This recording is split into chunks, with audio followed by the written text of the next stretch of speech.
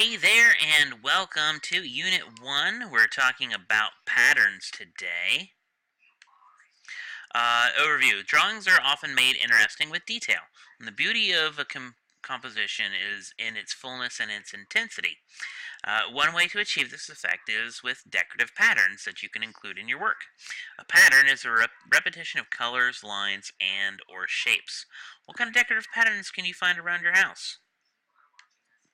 So this week's goals. I can be familiar with the use of patterns in artwork.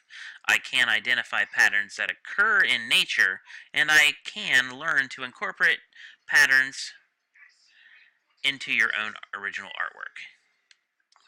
So, vocabulary this week: pattern, it's repetition of line, colors, shapes. These are three of the seven elements of art.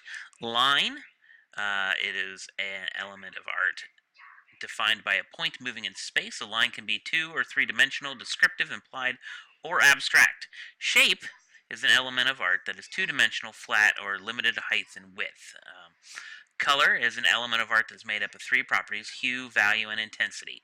Hue is the name of the color, like red.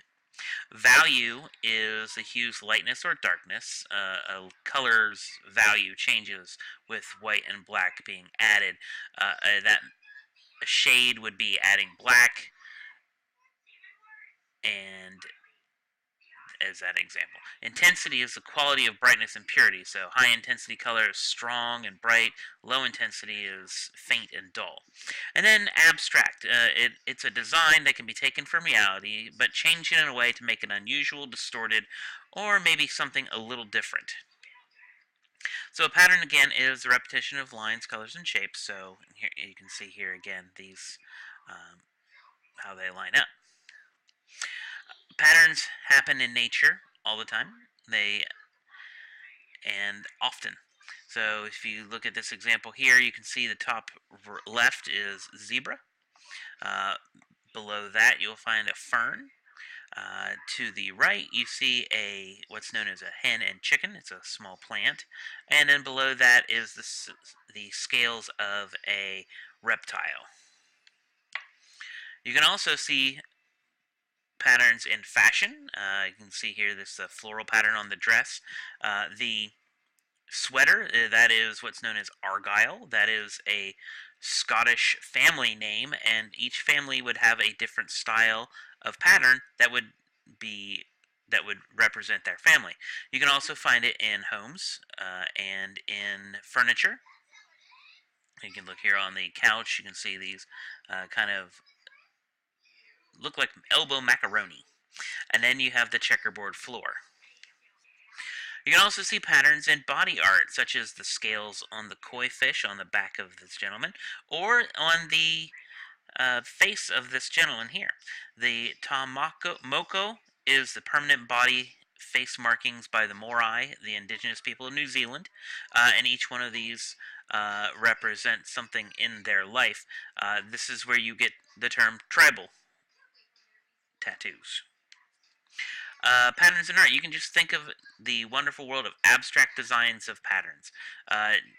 Abstract, again, is a design that's taken away from reality but changed in some way to make it unusual, distorted, or a little different.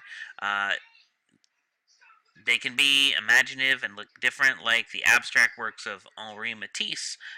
He put these in his work. He drew patterns on walls, sofas, and women's dresses. You can look at these two examples here: the dessert harmony in red and the untitled one in on the right. You can see that the pattern and shapes that the will be on the table, and they're repeated on the wall as well. You can see the floral patterns in the like shades behind the woman. You can also see it on the blanket that she's laying on. Here's an example. It doesn't necessarily have to be something that represents something else. This is a dado panel from the first half of the 15th century from Egypt. This is a wall decoration that was used especially in the interiors of mosques, and it was typical of the early 15th century. But you can see from the center, it's radiating out in different shapes. You've got diamonds, you've got triangles, you've got looks like stars as well.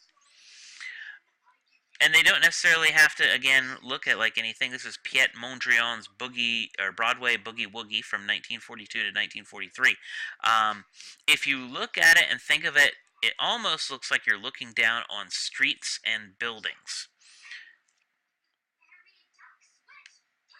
So here's some more examples of some patterns that you can see. These could be used for anything. You can find the document that has these further down below on the page. And thank you for taking the time. We'll look at how to complete your assignment in the next video.